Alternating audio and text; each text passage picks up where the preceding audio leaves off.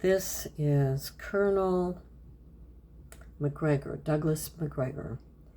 You can find this video through Citizen Free Press, and he is commenting on the Biden speech, State of the Union speech last night. Let's see what he has to say. Americans, I am Colonel Douglas Mcgregor, combat veteran and former senior advisor to the Secretary of Defense under President Trump.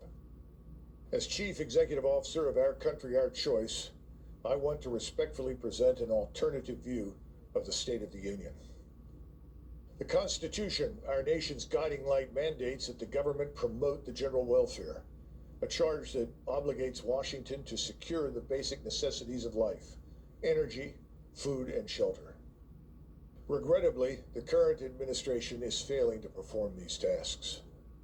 The current administration claims the gross domestic product is booming, but much of it comes from government spending and employment. The government share of gross domestic product in the United States today is 42%, including federal, state, and local spending. This outrageous share is similar to what it was in the Soviet Union in the late 1980s before the collapse. Rampant inflation stemming from this government share of the economy makes it difficult for families to buy nutritious food. A dozen eggs, which could be bought for less than $1 in 2019, now ranges from $2 to $4 today, with price increases of over 100%. In the same period, a median household income increased by a mere 9%. High mortgage interest rates jumping from 2% to 7.5% in less than 3 years places the dream of home ownership out of reach for too many Americans. Our national security is compromised. Unstable supply chains leave many store shelves empty. Our power plants and manufacturing facilities lack key spare parts. Ill-conceived domestic policies result in job losses and homelessness. The pursuit of misguided foreign military interventions has not only drained our resources, but also imperiled our hard-won energy independence, subjecting Americans to rising fuel prices and foreign influence. Today, the government employs an estimated 2.87 million people. If we include federal contractors, this number balloons to between 12 and 25 million. All of these events occur against the backdrop of a national sovereign debt that has skyrocketed to $34 trillion. Even worse, we are currently adding another $1 trillion to national debt roughly every 3 months. It is impossible to drain the swamp with unsound money and a colossal debt that we cannot sustain. Tragically, D.C. Beltway politicians are controlled by the so-called donor class. This form of corruption is enabled by a cancerous central banking system. With privileged access to capital, this ruling class orchestrates endless wars, enriching themselves and their cronies while sending our soldiers, sailors, airmen, and Marines to serve in foreign lands of marginal strategic interest to the United States. Meanwhile, open borders are allowing millions of illegals or migrants to flood into our country. This uncontrolled influx is straining our resources, overwhelming our communities, and destroying our prosperity. Reckless calls to defund and punish the police are crippling law enforcement. Officers are underfunded, undermanned, and unable to protect our citizens, making our cities unsafe for all, especially women, children, and the elderly.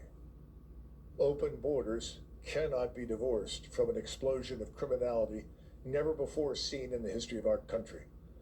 The number of Americans dying from illegal drug or fentanyl overdose is over 100,000 each year, much of it trafficked through the wide open southern border.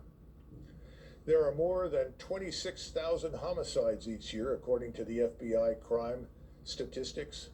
This is likely an underaccount because in the last 2 years, more than 40% of police agencies did not report data because of a change in the system the FBI uses under political pressure.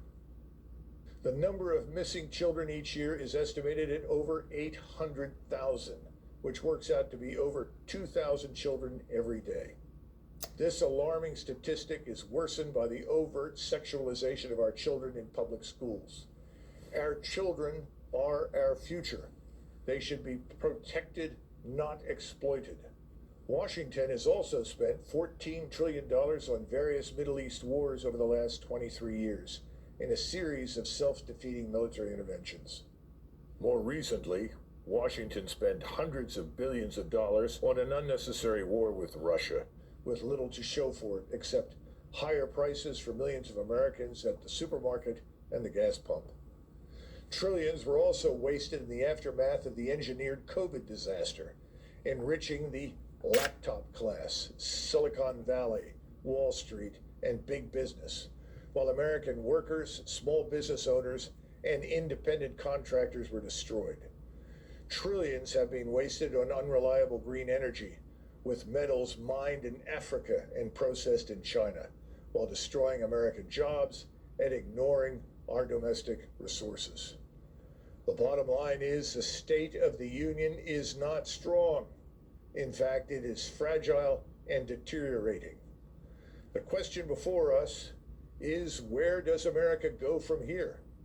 Consider the following actions that should be taken as soon as possible. First, we must secure our borders, our airports and harbors. Defending the United States and the American people must be our top priority in national defense. Second, unless the United States itself is attacked, we must avoid unnecessary conflict. Prosperity at home demands peace abroad. U.S. national security must not be hostage to foreign interests or their domestic agents inside the United States. Third, we must restore the rule of law inside our country. We must remove activist judges who fail to uphold the Constitution and who release violent criminals and illegals into our country. It is time to revisit the practice of judicial appointments for life. Fourth, an effective American military establishment demands merit-based selection and promotion. Fundamental reform to reduce overhead and maximize fighting power is vital. Today, we have 43 4-stars for 1.1 million soldiers, sailors, airmen, and Marines.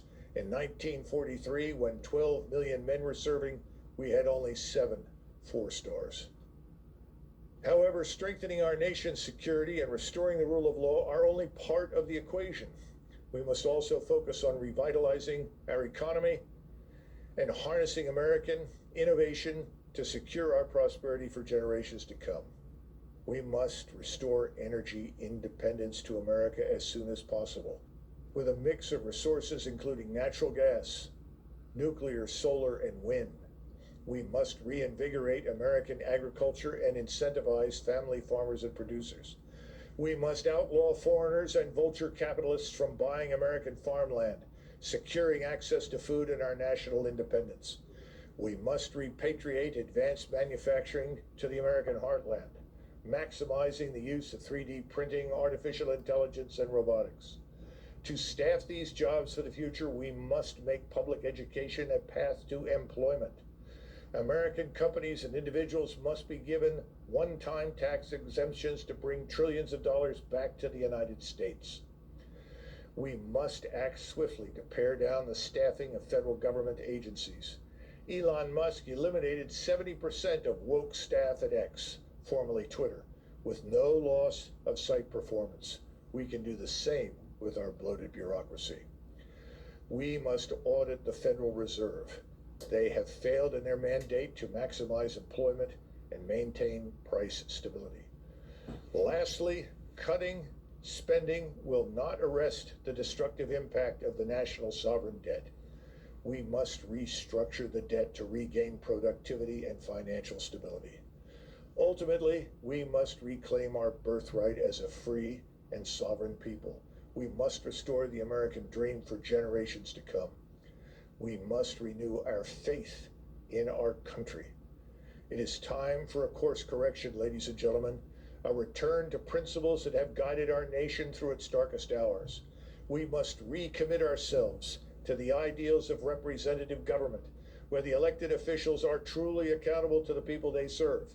Elected officials and bureaucrats who put foreign interests over American ones must go.